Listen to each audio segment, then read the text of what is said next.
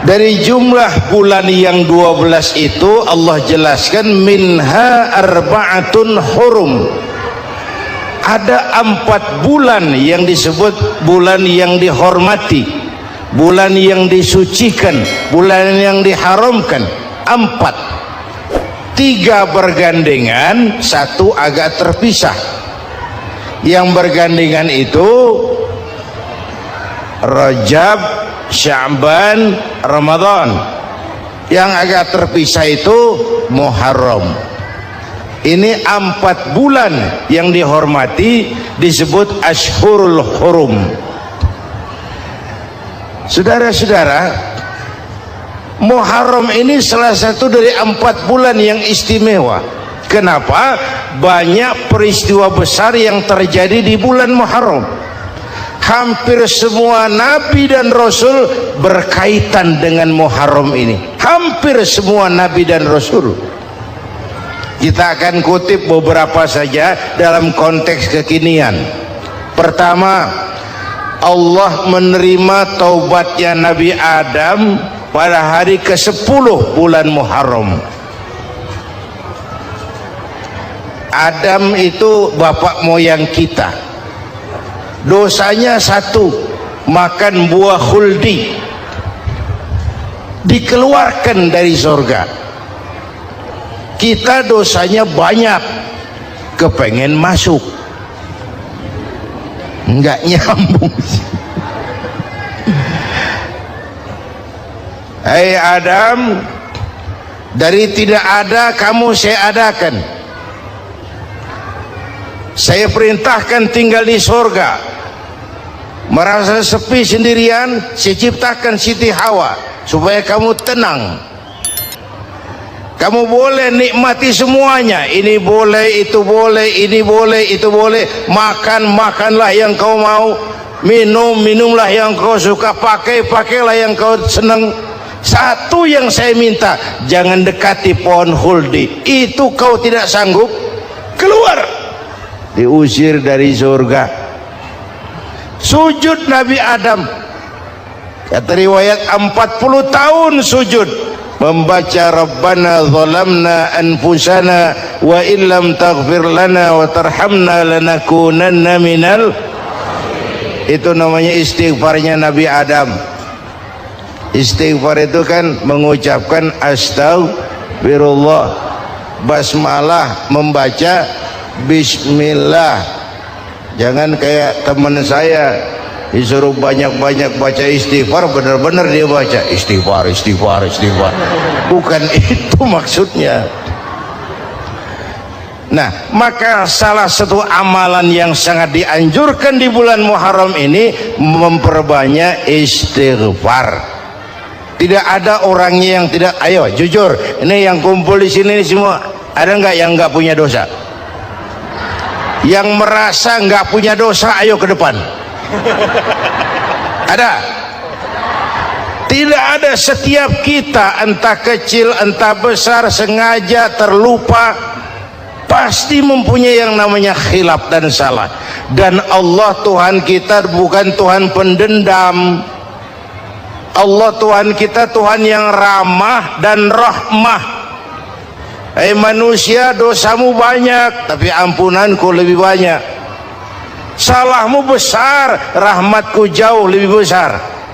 Kau sujud di hadapanku, aku bangga melihatnya. Kau menangis di hadapanku, aku senyum melihatmu. Kau berjalan menujuku, aku berlari menyambutmu. Karena itu amalan yang sangat dianjurkan di bulan Muharram ini memperbanyak istighfar. Itu kalau istighfarnya Nabi Adam. Ada istighfarnya Nabi Yunus. Ibu kenal Nabi Yunus? Di mana kenalannya? So tahu. Nabi Yunus itu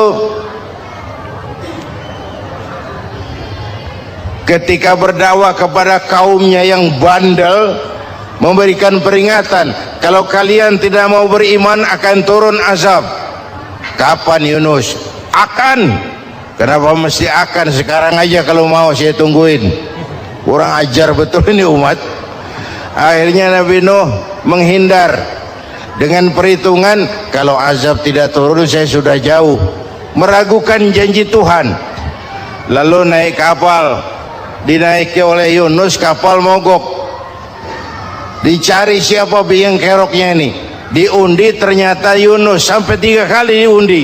Dibuanglah Yunus ke dasar laut, ditelan oleh ikan nun atas perintah Allah. Telan itu Yunus, jangan pakai dikunyah, rusak urusan. Telan saja, simpan di perutmu. Dibawa oleh ikan nun ke dasar lautan. Itu yang oleh Quran dikatakan bertemulah 3 macam kegelapan. Zulumatun salas, gelapnya tengah malam, gelapnya di dasar laut, gelapnya di dalam perut ikan. Itu namanya peteng, mbahnya gelap. Di perut ikan itulah Nabi Nuh sadar akan kesalahannya, meragukan janji Allah, meragukan janji Allah. Ia sujud di dalam perut ikan itu, membaca la ilaha illa anta subhanaka inni kuntu. Itu istighfarnya Nabi Yunus. Dibacakan istighfar begitu, ikan sakit perut, Pak. Di dasar laut kemana mau cari apotik? Dia naik ke permukaan, memuntahkan isi perutnya. Nabi Yunus keluar dengan selamat. Itu pun terjadi pada hari ke-10 bulan Muharram. Istighfar intinya itu. Itu amalan utama bulan Muharram, memperbanyak istighfar. Allah selamatkan Nabi Nuh dari bahtera banjir yang luar biasa 10 Muharram. Allah selamatkan Nabi Ibrahim dari pembakaran Raja Namrus 10 Muharram. Setelah Nabi Ibrahim itu menghancurkan berhala-berhala, Abrahat pulang mau ibadah, lihat Tuhannya berantakan, marah besar. Siapa yang menghancurkan Tuhan-Tuhan kita ini? Ada yang lapor, kami lihat Ibrahim. Tangkap. Belum ada bukti, tangkap dulu yang penting. Bukti belakangan. Tangkap. Wah, dikerahkanlah aparat, tangkap Nabi Ibrahim. Disidang langsung oleh Abrahat, oleh Namrus maksud saya. Ibrahim, kau yang menghancurkan berhala-berhala kami ini, Tuhan-Tuhan kami. Siapa bilang? Ada yang lapor. Saya dengar enggak semua berhala itu hancur. Ada yang paling besar, angkat tangan, saya lihat ada kampak di tangannya. Barangkali yang besar itu iseng tuh, yang kecil-kecil dikampakin. Tanya aja sama dia, kamu gila? Kenapa? Masa kami disuruh nanya berhala? Nggak bisa jawab. Nggak bisa jawab lah, kenapa disembah? Lebih gila mana sih? Tahu nggak bisa jawab kenapa disembah? Kurang ajar kamu Ibrahim. Bakar, dibakar. Ketika Ibrahim dilempar ke kobaran api yang menggunung, Allah perintah api, ya naru kuni bardan wa salaman ala Ibrahim. Hai api, dinginlah sampean. Api Madura waktu itu, Pak. Hai api, dinginlah sampean, selamatkan Ibrahim. Api tunduk kepada perintah Allah. Ibrahim masuk ke kobaran api, selembar rambut pun tidak terbakar. Kenapa? Apinya tunduk kepada perintah Allah. Kenapa? Karena Ibrahim orang yang takut kepada Allah. Api tunduk kepada perintah Allah. Kalau kita baca ayat itu, masuk ke api, mateng. Sudah hadirin yang saya muliakan, oleh karena itu selamatnya Ibrahim dari pembakaran Raja Namrus itu pun pada 10 Muharram, Yaum Asyura, hari ke-10 dari bulan Muharram.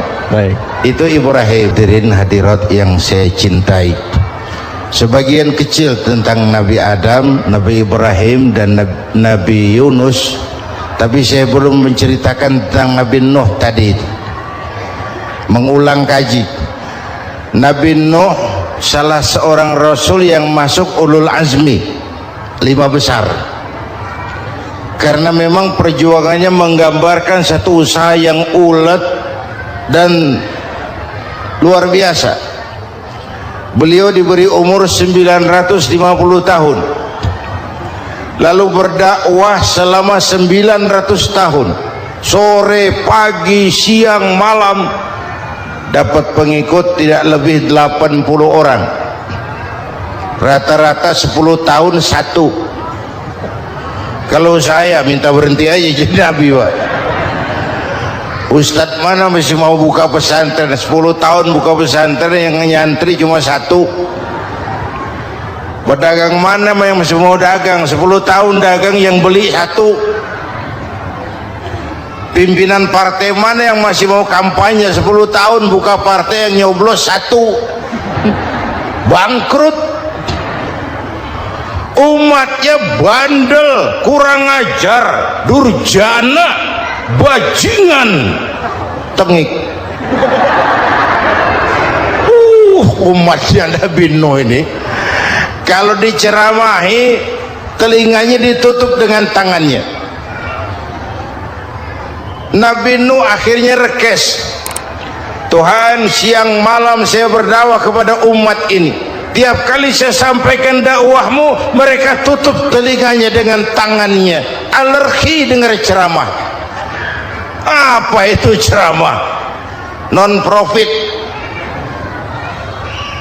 Saudara-saudara, jadi mau kamu gimana? No, sudah Tuhan, habiskan saja orang kafir. Nanti kalau punya anak, anaknya pun kafir lagi, lebih baik bapak moyangnya sikat habis.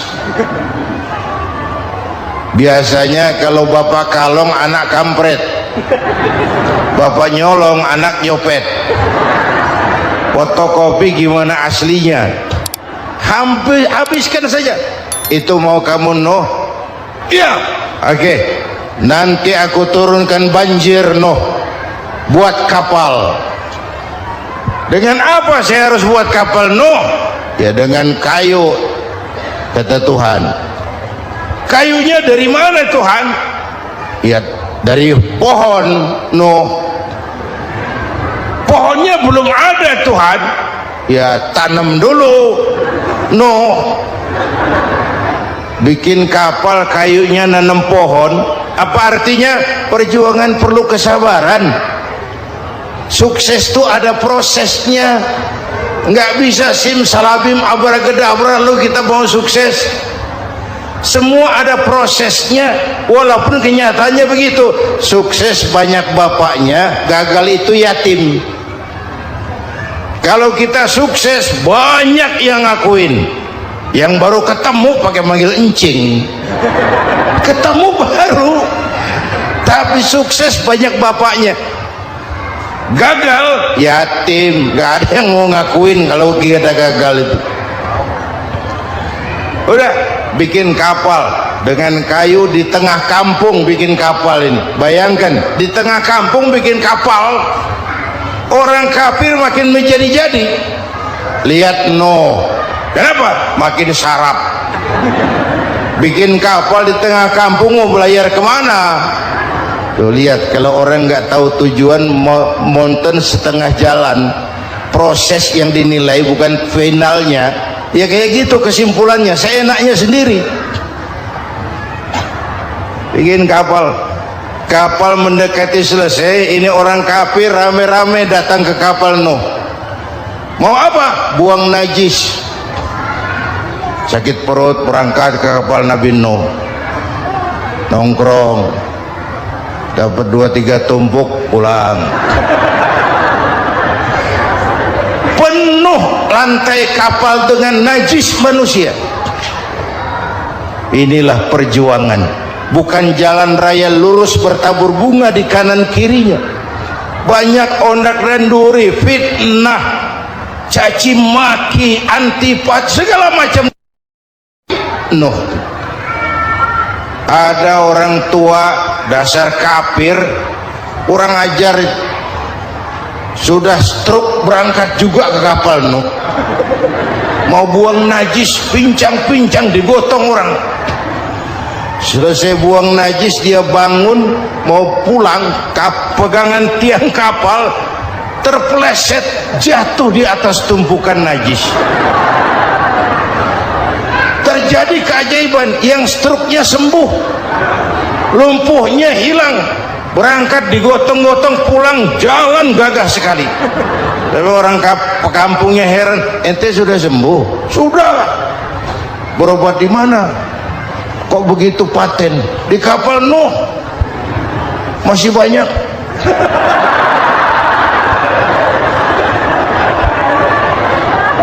Yang berasa perlu obat bawa rantang,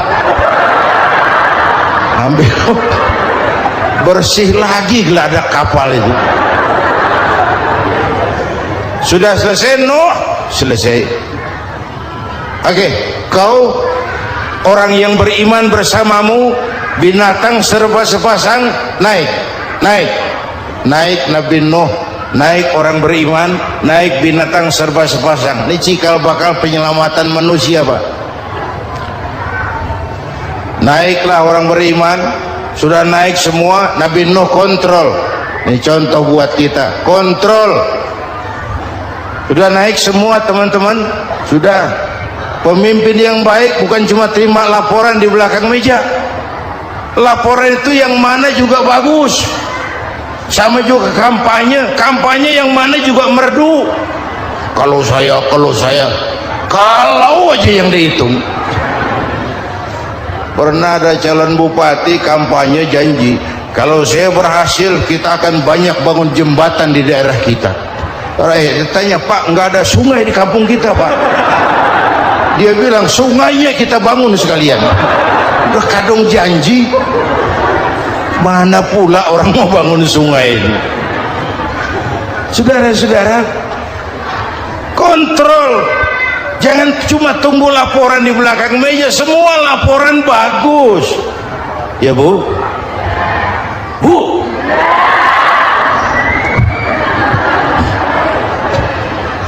Nabi Nuh kontrol.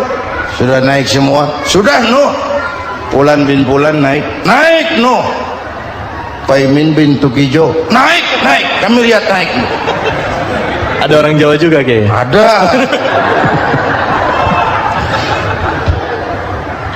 Sudah kontrol. Kanan anak saya ikut nggak naik kapal? Kami tidak lihat itu Nuh. Kanan. Ini potret. Bapaknya aktif ke masjid, ibunya rajin ke majelis taklim, anaknya keleleran kemana-mana. Bukan di sini, di Prancis. Udah di sini insya Allah sama.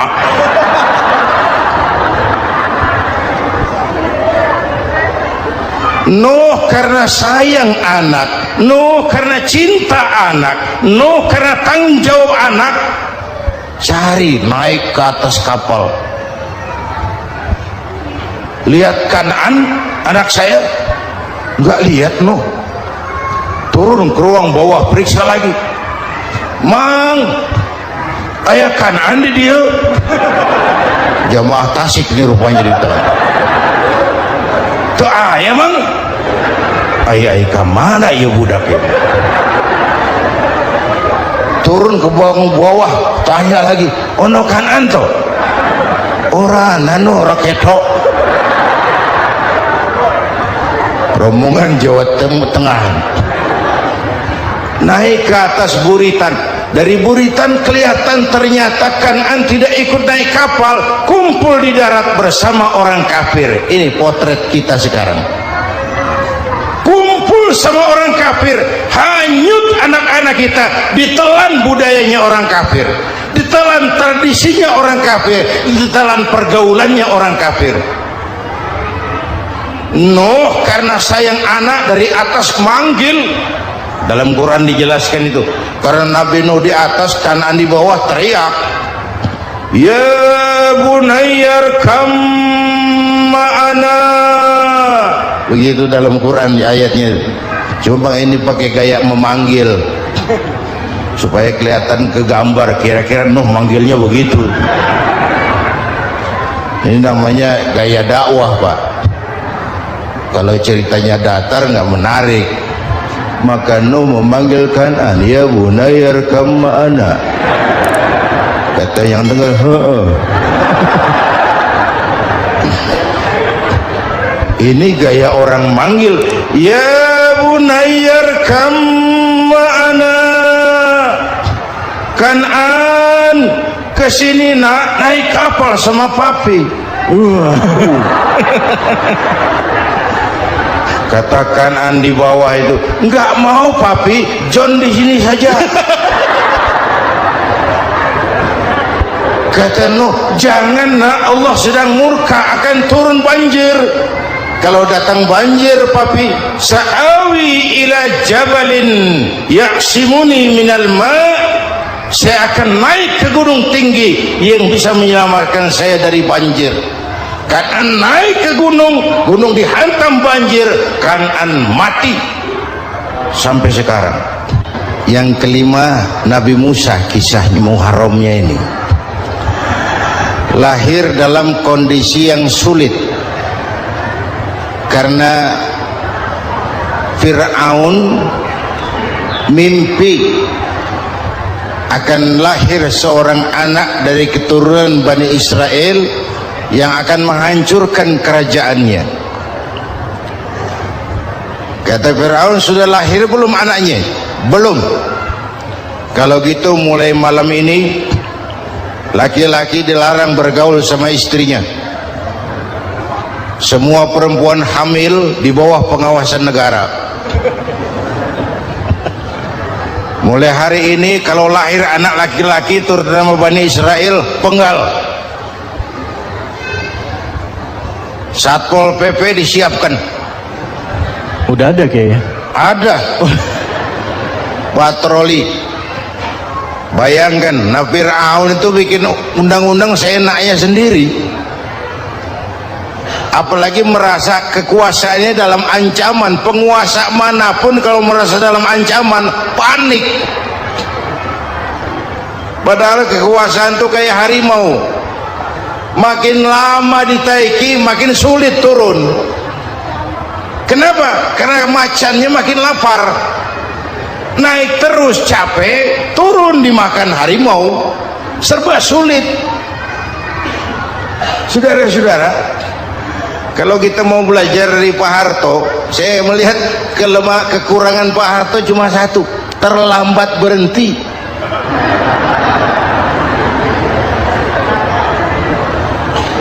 Terlambat berhenti. Di sekelilinginya banyak tukang jilat, tukang semir. Pak, kalau tidak ada bapak kami bagaimana Pak? Saudara hadirin yang saya hormati, maka sering saya ingatkan, temanmu yang sejati adalah teman yang membuat kamu jadi benar, bukan teman yang selalu membenarkan kamu.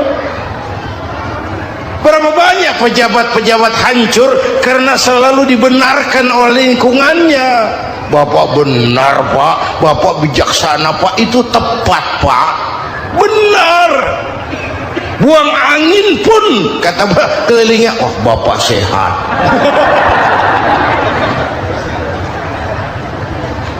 Temanmu yang sejati, teman yang bikin kamu jadi benar, bukan teman yang selalu membenarkan kamu. Bapak Ibu hadirin yang saya hormati, tapi kehendak Allah terjadi. Lahirlah Musa, bayinya dihanyutkan di sungai Nil. Bayi sudah menderita, dihanyutkan di sungai Nil, dan akhirnya besar di lingkungan istana Fir'aun. Diriwayat oleh Ratu Aisyah, perempuan Fir'aun, setelah mulai berjuang, terjadilah itu, Musa dan pengikutnya dikejar oleh Fir'aun. Sampai di tepi laut, Allah wahyukan, Musa lempar tongkatmu ke laut. Dalam kondisi darurat, mukjizat tiada jalan. Kondisi darurat. Kalau tidak, mukjizat itu maunya Allah, bukan maunya Nabi. Nabi nggak kuasa. Allah yang mau, tapi hidup Nabi bukan mukjizat manusiawi. Tidak mentang-mentang ada mukjizat tongkat, tiap sulit main tongkat, nggak usah berjuang. Kalau begitu, itu darurat menyelamatkan umat. Tongkat dilempar ke laut, laut terbelah. Itu secara visualnya bisa kita lihat dalam film The Ten Commandment. Udah nonton belum? Urusan nonton kalah sama Ustadz bagaimana sih? Ten Commandment, 10 firman Tuhan. Tekniknya bagus tuh. Bagaimana laut terbelah, Musa lewat, Fir'aun mengejar. Musa sampai di ujung sana, Fir'aun masih di sama tengah perjalanan. Laut nutup kembali. Fir'aun tenggelam, cengap-cengap di lautan.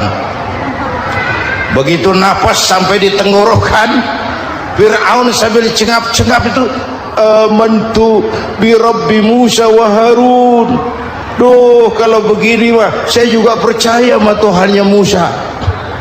Mereka mau jengkel, goblok loh, terlambat sekarang, tenggelamin terus, modar.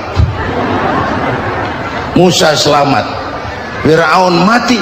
Jenazahnya, jasadnya terdampar di pinggir laut. Beberapa waktu kemudian ditemukan orang, dimumi, dibalsam, diawetkan. Itu sesuai janji Quran, wa kadzalika nunajjika bi badanika litakuna liman khalfaka ayah. Kami selamatkan badan kamu agar jadi pelajaran bagi orang-orang sesudah kamu nanti. Janji Quran tepat. Janji itu 14 abad yang lalu.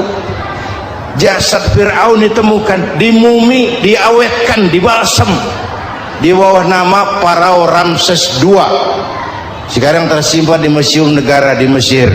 Kapan-kapan nanti ibu main ke Mesir, mampir. Naik ojek paling berapa itu?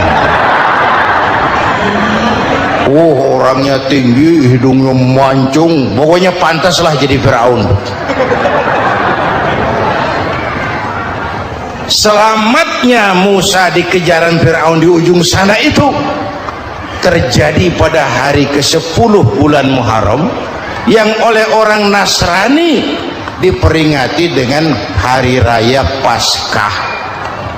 Mereka melaksanakan puasa, mensyukuri nikmat keselamatan dari kejaran Fir'aun. Makanya kalau kita ikut puasa di bulan Muharram, bukan mengikuti syariatnya Nasrani, salah. Karena Nabi mengajarkan, itu sumbernya, bukan ikutan sama ibadahnya Israel. Tapi memang agama ini kan merupakan mata rantai. Datang Rasul baru melengkapi Rasul sebelumnya, datang Rasul baru melengkapi Rasul sebelumnya. Mata rantai yang berkaitan. Setelah Muhammad selesailah tugas Nabi dan Rasul. Selesailah misi Nabi dan Rasul. Tidak ada Nabi lagi sesudah Nabi Muhammad. Itu harga mati, titik. Gak ada kompromi. Siapapun sekarang ini nggak datang ngaku jadi Nabi, wajib tidak percaya. Wajib tidak percaya. Tapi kaitannya memang kita bilang Nasrani, orang bahasa Arab, bahasa Ibraninya Nazaret, Nasiroh, Nazaret. Itu beda dialek. Kita Daud, dia David.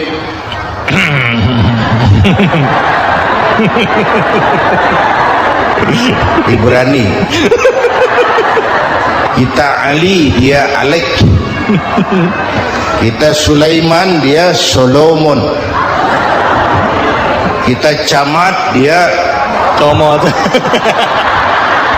ini yang ngomong ini comot sembarangan nih.